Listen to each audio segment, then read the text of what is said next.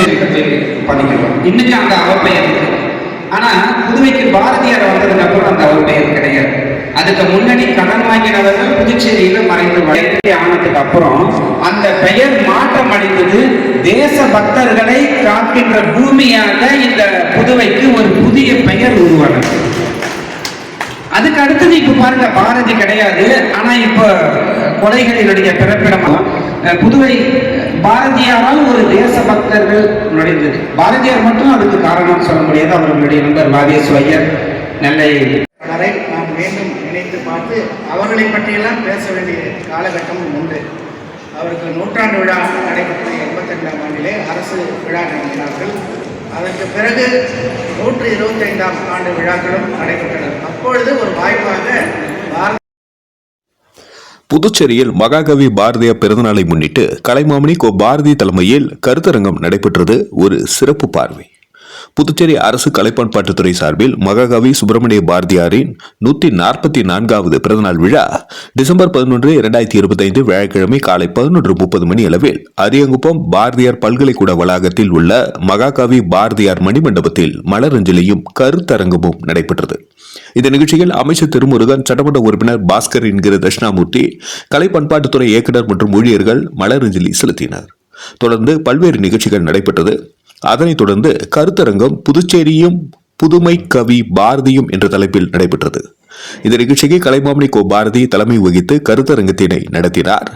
பாவலர்கள் சீனு தண்டபாணி, கி பாலசுப்ரமணியம், சரஸ்வதி வைத்தியநாதன், சத்யமூர்த்தி, அமலோற்பவ மேரி, தனசேகரன், கௌசல்யா பிரேம்ராஜ், ஈஸ்வரி தேவி, ராஜேஷ், பிரமிளா மேரி ஆகியோர் கலந்து கொண்டு புதுச்சேரியும் புதுமை கவி பாரதியும் என்ற தலைப்பிலான கருத்தரங்கில் பங்கேற்றனர். நன்றி. மக்கள் மொழி செய்திகளுக்காக சரவணன், புதுச்சேரி.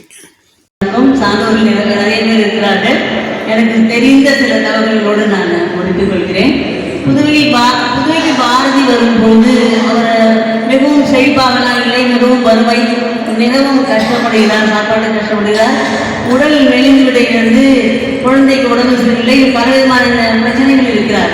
அப்போது உடல் வலிமை பெற வேண்டும், உடம்பை சிங்கம் போல் வைத்துக் கொள்ள வேண்டும், மனம் வலிமை பெற வேண்டும், மனம் ஒரு குரங்கு, அதை நம்ம கட்டுப்படுத்த வேண்டும் அப்படின்னு சொல்லிட்டு ஒரு பாடல் பாடுகிறார் பராசக்தி கிட்ட. நின்னை சில வருங்கள் கேட்பேன், அவை நேரே நின்றெனக்கு தருவாய், எந்த முன்னே தீய வினை பயன்கள் என்றும் மூடா தொழிந்தெழுதல் வேண்டும்.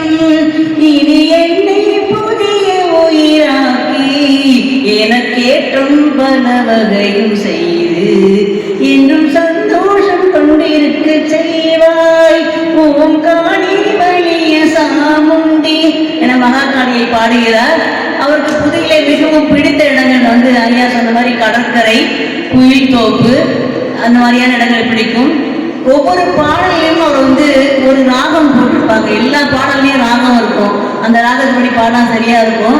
ஆனா அவருக்கு பிடித்தது மீனவர்கள் பாடலும் ஐலசா அந்த ராகமும், நம்முடைய நாட்களும் பெண்களின் கொலை பாடல்கள் அவை போன்றவைதான் அவருக்கு மிக பிடித்த இசையாக கருதப்படுகிறது. அவரை பற்றி நிறைய பேர் பேசியிருக்காங்க. இருந்தாலும் ஒரு புதுவையில் எழுதிய 3 காப்பியங்களை பற்றி மட்டும் நான் கொஞ்சம் யோசிச்சு பார்த்தேன். அதுல 3 முக்கியமான காப்பியங்கள் கண்ணன் பாட்டு, பாஞ்சாலி சபதம், குயில் தோப்பு, குயில் பாடல்கள் பற்றி சொல்லும் போது அது ஒரு சித்தாந்த மற்றும் தத்துவ ரீதியான கவிதையாக கருதப்படுகிறது. அதில் வரும் சொற்கள் நம்முடைய இலக்கிய விருந்தாகவே கிடைக்கலாம். ஒரு சொல்லுக்கு பல பொருள்கள், பல பொருளுக்கு ஒரு சொல், மீமிசை சொற்கள் எனப்படும் இவையெல்லாம் கையாளப்பட்டிருக்கிறது என்று அறிஞர்கள் சொல்கிறார்கள். அந்த குயில் பாடல்ல ஒரு கவிஞன் ஒரு குயிலை காதலிக்கிறாரு. அந்த குயிலை அவரை பாடி பாடி கூப்பிடுது. அவர் நான் உன்னை காதலிக்கிறேன்னு சொல்லும்போது 4 நாள் கழிச்சு வாங்க அப்படின்னு சொல்லுது. 4 நாள் கழிச்சு போகக்கூடாதுன்னு அடுத்த நாளே போறாரு. அப்போ ஒரு குரங்கு கிட்ட அது பாடிட்டு இருக்குது. கோவம் வருது கவிஞருக்கு. அடுத்த நாள் போய் பார்க்குறாரு, ஒரு எருதுகிட்ட பாடிட்டு இருக்குது. அப்பயும் கோவம் வருது. 4ஆம் நாள் சொன்ன மாதிரி போவோன்னு போறாரு. நான் 3 நாட்களாக யாரிடமும் பேசி கொண்டிருக்கிறாய் அப்படின்னு என்கிட்ட பாடின மாதிரி தானே பாடுறாய் அப்படின்னு சொல்லும்போது அது தன்னுடைய என் பெயர் குயிலி என்று சொல்லி நான் முந்தைய பிறவியில் இதுவாக இருந்தேன், என் ஒரு காதலன் எழுதும் குரங்குமாக இன்று உருவாகி கொண்டிருந்தார்கள், கொண்டு விட்டார்கள் என்று கொண்டு ஒரு கதையை சொல்லி கவிஞர் திடீரென்று நிறுத்தி கொண்டு சுற்றி புத்தகங்களும் பேனாக்கள் இருக்கிற மாதிரி ஒரு கவிதையை முடிக்கிறாரு. குயில் பாடல்கள் நிறைய தத்துவங்கள் சித்தாந்தங்கள். அடுத்ததாக கண்ணன் பாடலுக்கு வரலாம். கண்ணன் அவர் தாயாக நினைத்தார், தந்தையாக நினைத்தார், சேவகனாக நினைத்தார், காந்தனாக நினைத்தார், காதலனாக நினைத்தார், காதலியாக நினைத்தார், குலதெய்வமாகவும் நினைத்தார், குழந்தையாக நினைத்தார், விளையாட்டு பிள்ளையாக நினைத்தார். தாயாக நினைக்கும் போது உண்ணத்தை விட்டாதே அன்னை உயிரும் அமுதத்தின் உணர்வெடுப்பார் என்று பாராட்டுகிறார். தந்தையாக சொல்லும் போது செல்வத்திற்கு குறைகள் இல்லை, அவன் சேமித்து வைத்த பொண்ணு கடவுள் இல்லை, கல்வியில் மிகச் சிறந்தான், அவன் கவிதையின் நினைவையோ கணக்கில் இல்லை என்று தந்தையை செல்வந்தனாகவும் படிப்பாளியாகவும் ஒரு கவிஞனாகவும் உருவப்படுத்தி சந்தோஷப்படுகிறார். அடுத்ததாக குழந்தையை பற்றி பாடும்போது நமக்கு எல்லோரும் தெரிஞ்ச பாட்டல் சின்னஞ்சிறு கிளியே கண்ணம்மா செல்வ கலைஞமே என பாடுகிறார். காதலியை பற்றி பாடும்போது சுட்டும் விழி சுழந்தான் கண்ணம்மா சூரிய சந்திரனோ என்று அவர் வர்ணிக்கிறார்.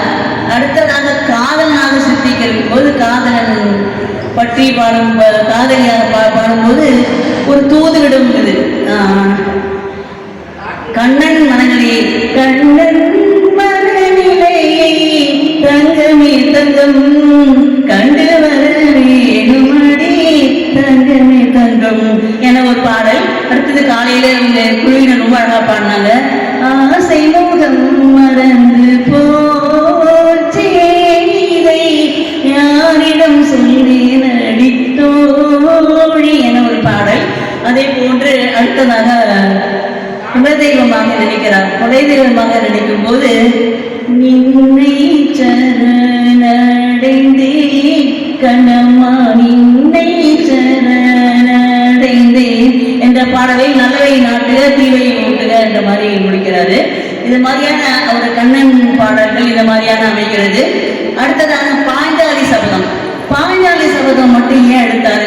முதல்ல மகாபாரதத்துல 1000 காப்பியங்கள் எக்கச்சக்கமா இருக்கும் போது அதெல்லாம் விடுத்து இவர் எது பாஞ்சாலி சபதத்தை எடுத்தாருன்னு நிறைய பேர் எழுதியிருக்கிறாங்க. என்ன எழுதுறாங்கன்னு சொன்னா, அவர் பெண் விடுதலை முதல்ல நினைக்கிறார். ஒரு பெண் ஒரு பெரிய அரங்கத்தில் ஆட்கள் நிறைந்த அரங்கத்தில் அவர் துன்பப்படும் போது அவரோட சபதம் எடுக்கிறார். இந்த மாதிரி என் சபதம் நிறைவேற்றப்பட வேண்டும் என்று சபதம் எடுத்து ஒரு பெண்ணுடைய எழுச்சி அவருடைய கோபத்தை காண்கிறார். ஒரு அநியாயம் கொண்டு பொங்க வேண்டும் பெண்கள் என்ற மாதிரியான ஒரு கருத்து இருக்கலாம்.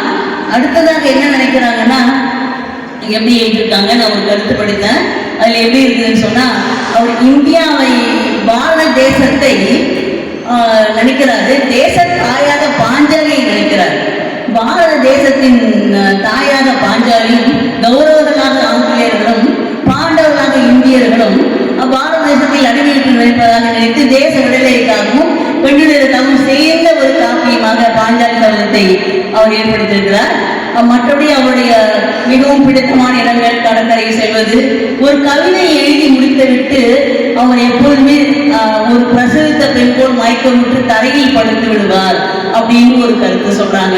அவர் புதுவையில ரொம்ப மறுமையிலும் மகிழ்ச்சியாக தான் இருந்திருக்கார். அவர் குயில்தோப்புல வாயால பாடி கையால தாளம் போட்டு காலால நடமாடி நிறைய கழிப்பா மகிழ்ச்சியா இருப்பாருன்னு நிறைய பேர் சொல்றாங்க. இந்த பாரதியார் பற்றி பேசினாலே நிறைய பேர் இங்க கருத்துக்கள்லாம் சொல்றாங்க. எனக்கு தெரிந்த வரைக்கும் சில கருத்துக்களே சொல்லி இந்த வாய்ப்புக்கு மிக மிக நன்றி.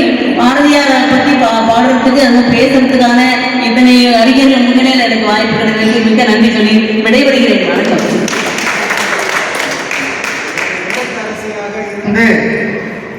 இல்லத்தையும் பார்த்து கொண்டு குழந்தைகளையும் பராமரித்துவிட்டு பிஎஸ்என்எல் என்ற பெரிய நிறுவனத்திலே பல காலம் பணியாற்றியவர். பல முறை நான் அவரை பார்த்திருக்கிறேன் இலக்கிய விழாக்களிலே. நன்றாக பாடக்கூடியவர். அடுத்த வாய்ப்பு பாடக்கூடிய வாய்ப்பாகத்தான் அவருக்கு கலை பண்பாட்டுத்துறை தர வேண்டும். ஏனென்றால் பாரதியாருடைய பாடலை இனிமையாக பாடுகிறார். அதே ராகத்தில் பாடுவது என்பது மென்மையானது, மேன்மையானது. அதனை செய்யக்கூடிய வகையிலும் அவர்கள் இருக்கின்றார்கள். திருமதி கௌசல்யா பிரேம்ராஜ் அவர்கள் சமுதாயத்துக்கு எப்படியெல்லாம் பாரதி பாடுபட்டார், வாழ்க்கை நிலைப்பாடுகள் என்ன என்பதையெல்லாம் தொகுத்து அழகாக சொல்லி சென்றிருக்கிறார். அவருக்கு மனமார்ந்த பாராட்டு.